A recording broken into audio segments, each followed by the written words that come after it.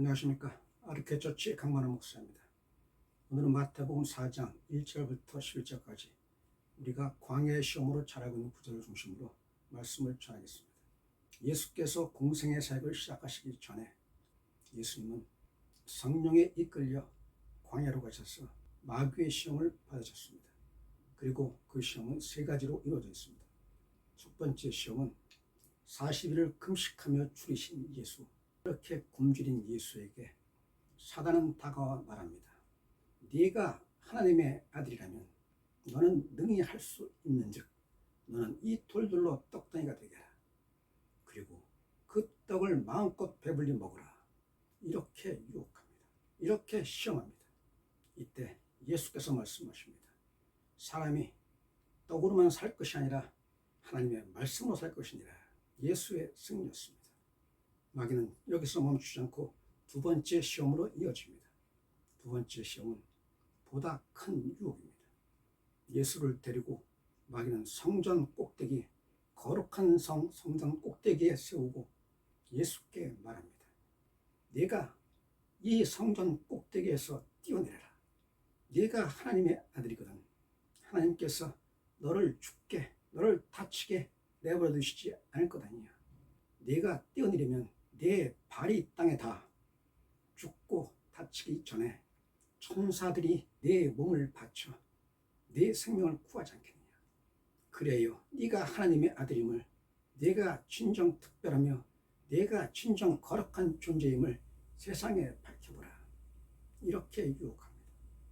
예수께서 대답하십니다. 주 너희 하나님을 시험하지 말라 하셨느니라.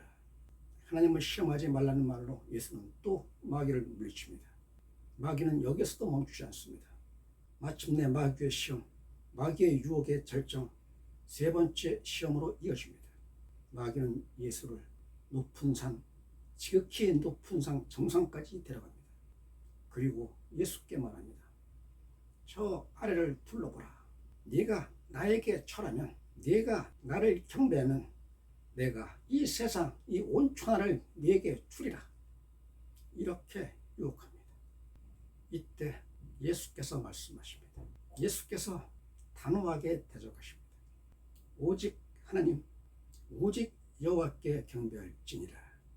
첫 번째, 두 번째, 세 번째 마귀의 시험에서 예수는 당당히 승리하십니다. 그리고 마귀는 그 자리를 떠납니다. 광야의 시험, 우리가 잘 알고 있는 구절입니다. 그리고 제가 다시 한번 여기서 요약해서 강조해 말씀드렸습니다. 이 구절을 읽고 여러분들은 어떻게 생각하십니까? 어떻게 받아들이십니까? 대부분의 우리 교인들은 그래, 예수의 승리다. 공중 권세를 장악한 마귀의 사탄을 물리친 예수 그리스도의 승리다. 그 예수 그리스도, 마귀를 물리친 예수 그리스도의 권능, 그 권능의 예수 그리스도를 믿음으로 말미암아 그를 섬기고 그를 따름으로 말미암아 우리는 예수께서 주시는 은혜, 예수께서 주시는 그 축복을 누리리라. 이렇게 해석할 것입니다. 즉, 광야의 시험의 주제는 예수의 승리다. 이렇게 간단히 정리합니다. 그리고 조금 나아가 신학적인 관점에서는 이 세 가지 시험을 각각 구별해서 이를테면 영과 혼과 육의 시험이었다. 그리고 예수께서는 영혼, 육, 이 시험을 모두 이겨내셨다. 이렇게 정리합니다. 다시 말해서 인간은 영혼과 육신의 두 가지로 구성되어 있다 라는 주장과 조금 더 세분해서 인간은 몸으로서의 육과 몸과 연결돼 우리가 생각하는 마음, 생각으로서의 혼과 그리고 초월적인 영역으로서의 영, 즉 영혼, 육, 세 가지로 구성되어 있다. 이런 주장이 있습니다. 그런 분류에 맞춰서 첫 번째 시험은 돌로 떡덩이가 되게 하라 라는 시험은 육에 관한 시험이요. 두 번째, 성전 꼭대기에서 뛰어내리라. 그리하면 천사가 너를 받들어 네가 다치지 않게, 즉 너는 하나님의 아들이요 특별한 존재이며 거룩한 존재라는 걸 온천에 알릴 수 있지 않겠느냐. 네가 특별한 존재임을 세상에 밝히라 라는 유혹이었습니다. 이는 마음으로서, 명예로서, 혼에 관한 시험이요. 마지막 세 번째, 나에게 절하라. 그리하면 이 온 천하를 네게 주리라 할 때 나에게 절하라. 이는 사단, 세상의 공중 권세를 장악한 사단을 숭배하라. 즉 영적인 유혹이다. 이렇게 구별해서 각각 영혼, 육의 인간의 욕망 전반에 관한 유혹이요 그리고 시험이었다. 이렇게 정리하고 또 이렇게들 많이들 받아들이고 있습니다. 저 역시 이 광야의 시험이 예수의 승리였으며 또 영혼, 육 전반에 걸친 예수 그리스도의 완전한 승리였다는 사실에 또 그런 주장에 부정하지 않습니다.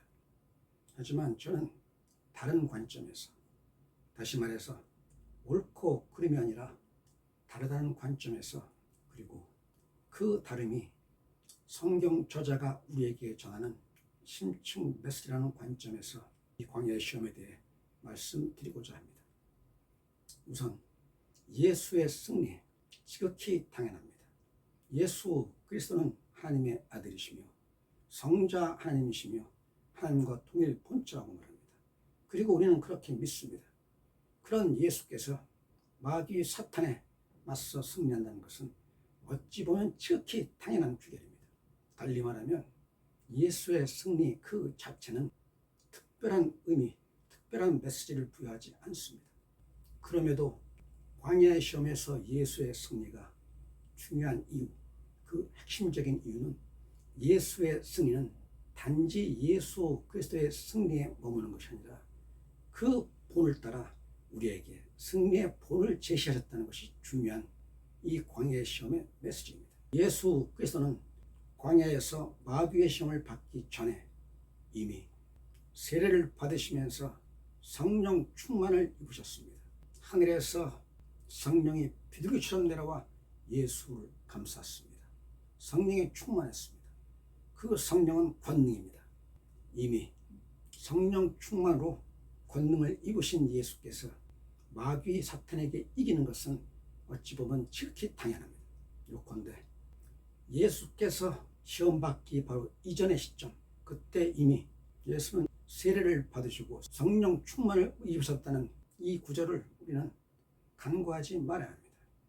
그런 예수께서 공생의 사역을 시작하시기 전에 마귀의 시험을 받으시고 그리고 그 시험을 당당히 이겨내셨다는 것은 예수께서는 우리에게, 즉 하나님의 자녀, 하나님의 백성, 하나님을 따르는 자들에게 그들의 삶에서, 그들의 신앙에서 수없이 닥칠 수 있는 시험, 수없이 닥칠 수 있는 유혹, 이를 어떻게 당당히 이겨낼 수 있는가, 어떻게 맞서 승리할 수 있는가, 그 승리의 본을 보여주신 것입니다. 방금 말씀드린 예수의 세례 또한 마찬가지입니다. 예수는 하나님의 아들이며 예수는 그리스도이십니다. 그런 예수가 세례 요한에게 세례를 받을 이유가 없습니다. 세례 요한은 말합니다. 내가 당신에게 세례를 받아야 할 터인데 당신이 나에게 세례를 받습니까? 그럴 수 없습니다. 또 세례 요한은 말합니다. 내 뒤에 오시는 그 예수를 말합니다. 나는 그분의 신들매를 매기도 신발끈을 매기에도 내 허리를 굽히고 무릎을 조아려 그의 신발끈을 매기에도 부족한 존재다.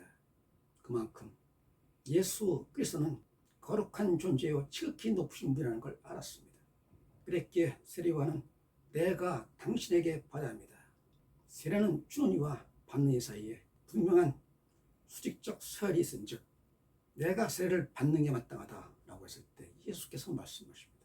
내가 이렇게 세례를 받는 것이 하나님의 의, 즉 하나님의 뜻에 합당하니라. 예수께서는 세례를 통해서 신앙의 본, 그리고 신앙인들이 지니는 의식의 본을 제시하신 것입니다. 그리고 따랐던 것입니다. 우리는 잘 알고 있습니다. 구약시대 유대인들은 할례를 통해서 자신이 하나님의 백성이요 하나님의 자녀이며 거룩한 성민이라고 증명하고 또한 고백했습니다. 이와 마찬가지로 예수 시대, 신약 시대는 세례를 통해서 내가 성도요 하나님 그리고 우리 주 예수 그리스도를 섬기는 거룩한 성도입니다.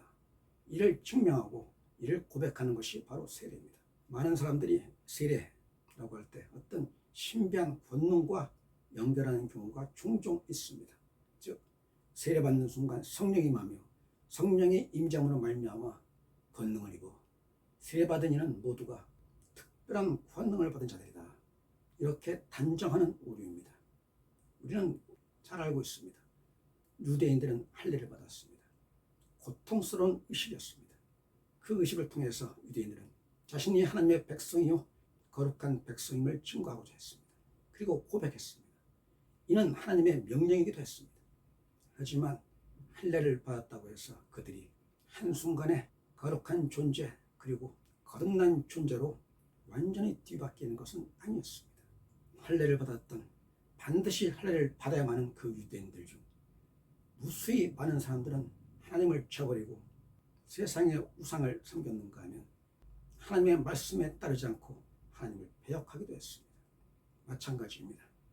오늘날 세례를 통해서 반드시 우리는 자신의 신앙을 고백하고 또 입으로 말로만의 고백이 아닌 행동의 고백으로서 세례를 받는 것이 합당합니다.